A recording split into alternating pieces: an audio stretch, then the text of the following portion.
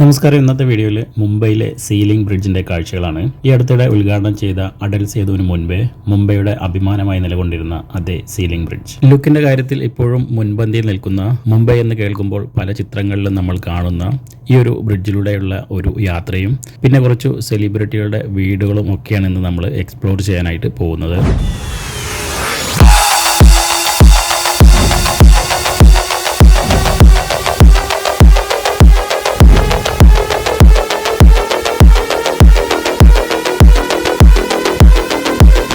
ബോറടിക്കില്ലെങ്കിൽ നമ്മൾ പുറപ്പെട്ട അന്തേരിയിലെ താമസ സ്ഥലത്ത് നിന്നും ഇവിടേക്ക് വന്ന കുറച്ച് വിശേഷങ്ങൾ കൂടെ ഇതിൽ ഉൾപ്പെടുത്താം. ഇവിടെ വരുന്നവർ ഈ ഹോട്ടലിൻ്റെ പേരൊന്ന് ഓർത്ത് വെച്ചോ. ഇതിൻ്റെ ലൊക്കേഷൻ ഞാൻ താഴെ കൊടുക്കാം. ഇനി ഇവിടുന്ന് നേരെ നമുക്ക് സീലിംഗ് ബ്രിഡ്ജ് കാണാനായിട്ടാണ് പോകേണ്ടത്. അപ്പോൾ ഒരു ഊബർ ഞാൻ നേരത്തെ ബുക്ക് ചെയ്തിട്ടുണ്ടായിരുന്നു. അങ്ങനെ ഒത്തിരി കാത്തിരുന്നു. പക്ഷേ സിറ്റിയിലെ ട്രാഫിക് കാരണം ഇവിടേക്ക് വരാനൊരു നിവൃത്തിയില്ല എന്ന് പറഞ്ഞു. ഒരുപാട് ഓട്ടോകളൊക്കെ നമ്മളടുത്ത് വന്ന് ചോദിക്കുന്നുണ്ട്. പക്ഷേ ബ്രിഡ്ജിനടുത്തേക്ക് ഓട്ടോ, അതുപോലെ തന്നെ മോട്ടോർ ബൈക്ക്, ട്രാക്ടർ, പിന്നെ ഈ ആനിമൽസിനൊക്കെ ഉപയോഗിച്ച് ഓടിക്കുന്ന വണ്ടികളൊന്നും തന്നെ കയറ്റി വിടില്ല. അപ്പോൾ നമുക്ക് എന്തായാലും ഒരു കാർ എടുത്ത് മാത്രമേ പോകാൻ പറ്റൂ. അങ്ങനെ ഇരിക്കുമ്പോഴാണ് ഈ ഒരു ഇദ്ദേഹത്തിൻ്റെ എൻട്രി. ഇയാൾ ഒരു ഓട്ടോക്കാരനാണ്. ബ്രിഡ്ജിലേക്ക് ഈ ഒരു വണ്ടി കടത്തിവിടില്ല എന്ന് അറിഞ്ഞിട്ടും ആൾ പോകാനായിട്ട് റെഡിയാണ്. അവിടെ പോയിട്ട് തിരിച്ചു വരാനായിട്ട് 200 രൂപയും പറഞ്ഞു. നമ്മളെ പറ്റിക്കുകയാണ് എന്ന് അറിഞ്ഞിട്ടും വരുന്നിടത്ത് വെച്ച് കാണാമെന്നുള്ള മട്ടിൽ ഞാൻ അയാളുടെ ആ വണ്ടിയിൽ യാത്ര തുടങ്ങി.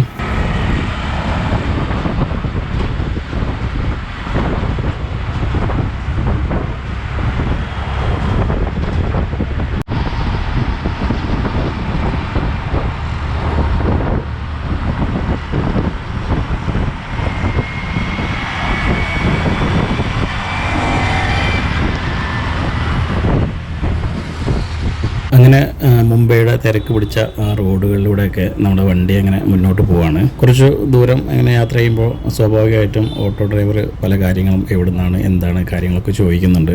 വീഡിയോ ഷൂട്ട് ചെയ്യുന്നത് കണ്ടപ്പോൾ ഇത് എന്തിനു വേണ്ടിയിട്ടാണ് എടുക്കുന്നത് അങ്ങനെയുള്ള കാര്യങ്ങളൊക്കെ ചോദിച്ചു. ക്യാമറയുടെ വില അറിഞ്ഞ സമയത്താണ് ആളൊരു കാര്യം പറയുന്നത്. ഈ സൈഡിലൂടെ ബൈക്ക് ഓടിച്ച് വരുന്ന ആളുകൾ അത് പിടിച്ചുകൊണ്ട് പോകാനായിട്ട് ചാൻസ് ഉണ്ട്. അപ്പോൾ എന്തായാലും കുറച്ച് സേഫായിട്ട് കയ്യിൽ പിടിച്ചിട്ട് വീഡിയോ എടുക്കാനൊക്കെ പറഞ്ഞു.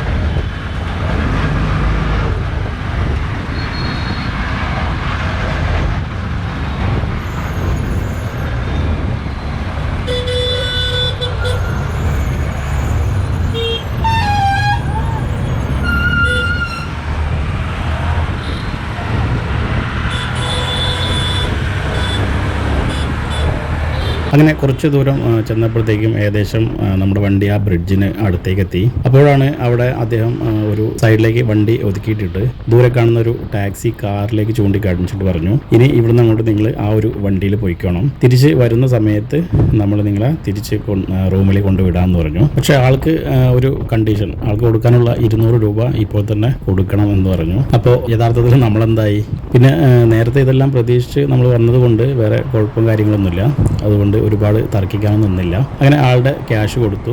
മറ്റൊരു ടാക്സിയിൽ നമ്മൾ നേരെ ബ്രിഡ്ജിൻ്റെ കാഴ്ചകൾ കാണാനായിട്ട് പോകുന്നു.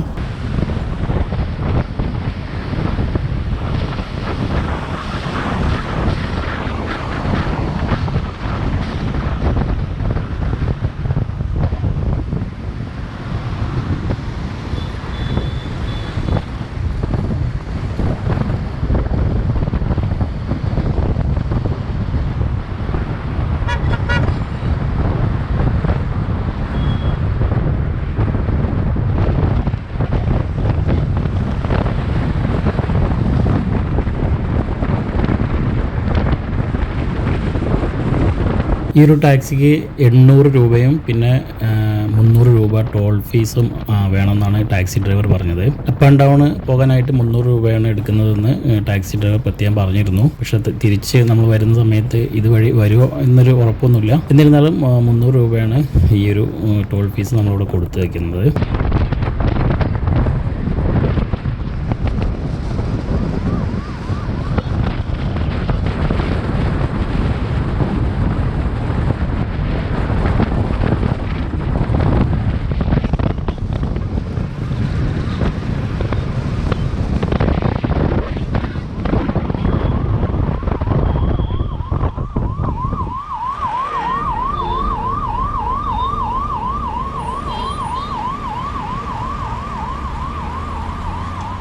ബ്രിഡ്ജിലേക്ക് കയറി കഴിഞ്ഞാൽ കാണുന്ന അമ്പരപ്പിക്കുന്ന കാഴ്ചകൾ ഒരു ഇന്ത്യക്കാരൻ എന്ന നിലയിൽ തീർച്ചയായും അഭിമാനം തോന്നുന്ന തരത്തിലുള്ള കാഴ്ചകൾ. മുംബൈയിലെ തിരക്കേറിയ ബാന്ദ്രയ്ക്കും വോർലിക്കും ഇടയിൽ 5.6 കിലോമീറ്റർ നീളമുള്ള ഒരു കടലിടുക്ക്. അതിന് കുറുകെയാണ് ബാന്ദ്ര വോർലി സീലിംഗ് ബ്രിഡ്ജ് അഥവാ രാജീവ് ഗാന്ധി സീലിംഗ് ബ്രിഡ്ജ് എന്നു പേരുള്ള ഈ ഒരു കടൽപ്പാലം.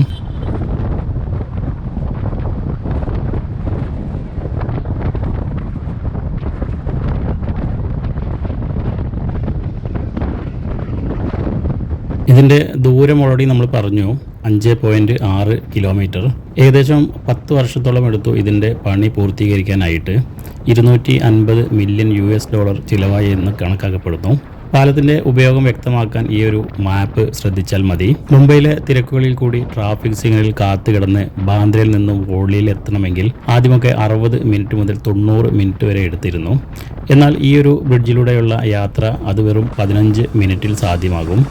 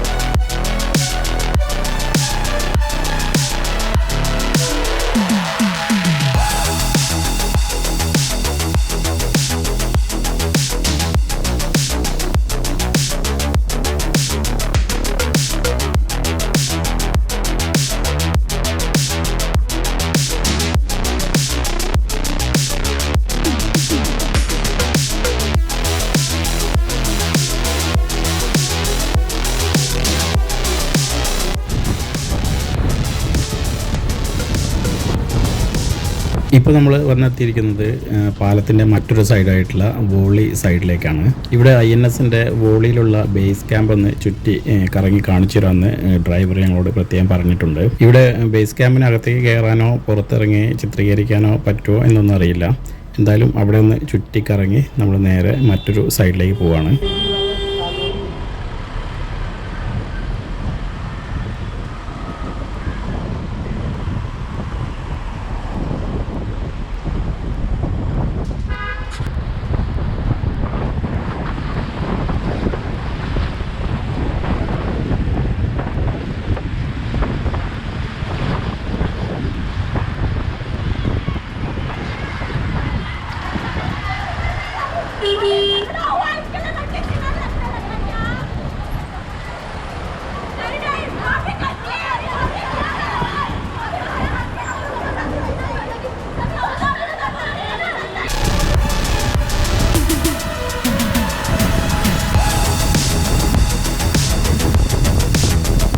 ഇതായി മുന്നിൽ കാണുന്നതാണ് ഇഷ അംബാനിയുടെ ബോർലിയിലുള്ള ബംഗ്ലാവ്.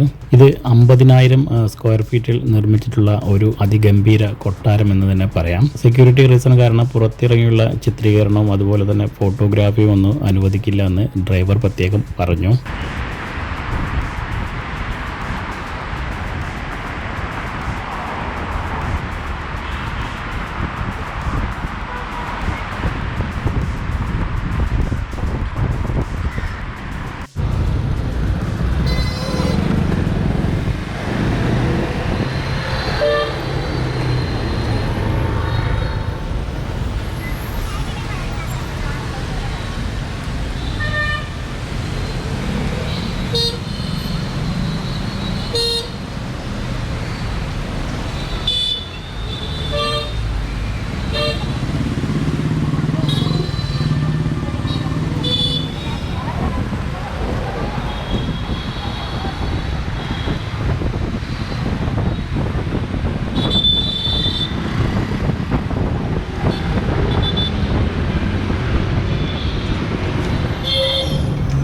ഇനി നമ്മൾ പോകുന്നത് നമ്മുടെ എല്ലാം പ്രിയങ്കരനായിട്ടുള്ള ഷാറൂഖ് ഖാൻ്റെ മന്നത്ത് എന്ന വീട് കാണാനായിട്ടാണ്. അവിടെ പിന്നെ പ്രത്യേകിച്ച് റെസ്ട്രിക്ഷൻസ് ഒന്നും ഇല്ലാത്ത ഒരു ഏരിയയാണ്. ആരാധകർക്ക് എപ്പോൾ വേണമെങ്കിലും വീടിന് പുറമെ നിന്ന് കാണാനും വേണ്ടുവോളം ഫോട്ടോസ് എടുക്കാനും ഒക്കെ സാധിക്കും. വർഷത്തിലൊരു തവണ അദ്ദേഹത്തിൻ്റെ പിറന്നാൾ ദിവസത്തിൽ വീടിൻ്റെ പ്രത്യേകം സജ്ജമാക്കിയ ഒരു സ്ഥലത്ത് വന്ന് അദ്ദേഹം ആരാധകരെ തൃപ്തിപ്പെടുത്താനും ഒക്കെ ശ്രമിക്കാറുണ്ട്. അപ്പോൾ എന്തായാലും നമുക്ക് അവിടെ പോയിട്ട് കുറച്ച് ഫോട്ടോസൊക്കെ എടുത്ത് നേരെ ബാന്ദ്ര ഫോർട്ട് സൈഡിലേക്ക് പോകാം. അവിടെ ഒരു അടിപൊളി ഷൂട്ടിംഗ് സൈറ്റും വ്യൂ പോയിൻറ്റും ഒക്കെ ഉണ്ട്. സീലിംഗ് ബ്രിഡ്ജിൻ്റെ അതിമനോഹരമായ കാഴ്ചകൾ ചിത്രീകരിക്കാൻ പറ്റിയ ഒരു സ്ഥലം കൂടിയാണ് ബാന്ദ്ര ഫോർട്ട്.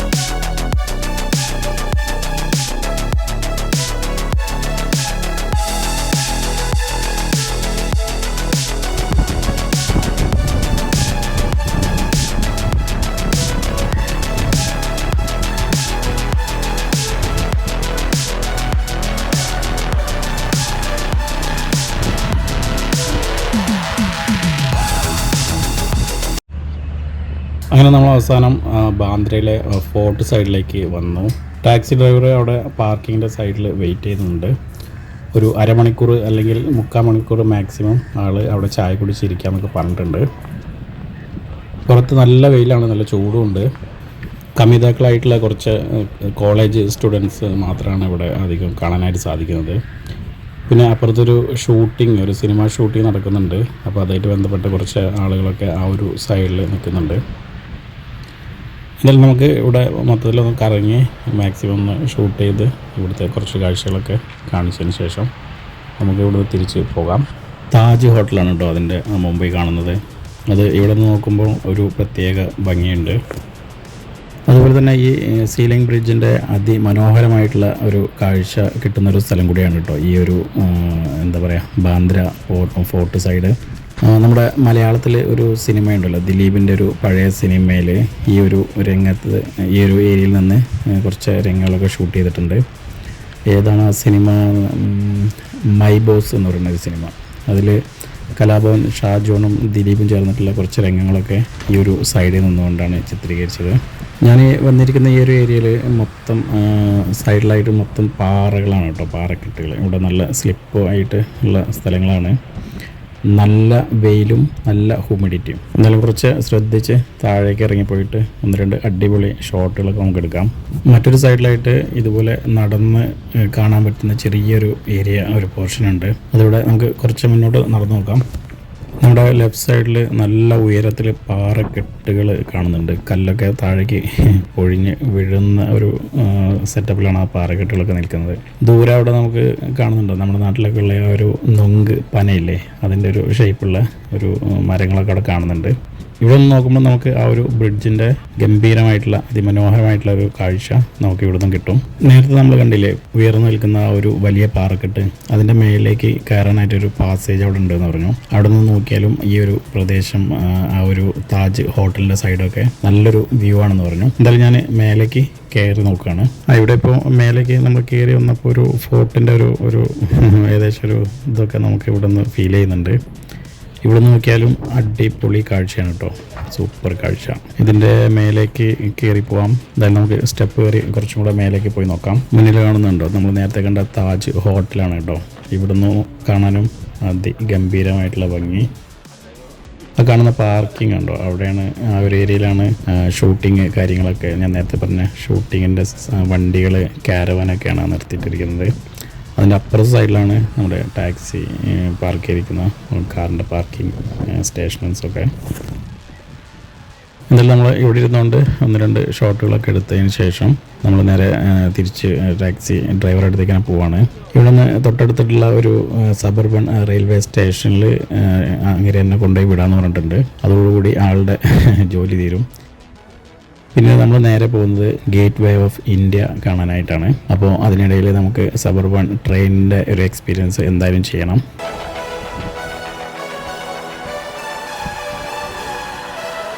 അപ്പോൾ ഈ ഒരു വീഡിയോ ഞാൻ ഇവിടെ വെച്ച് നിർത്തുകയാണ്.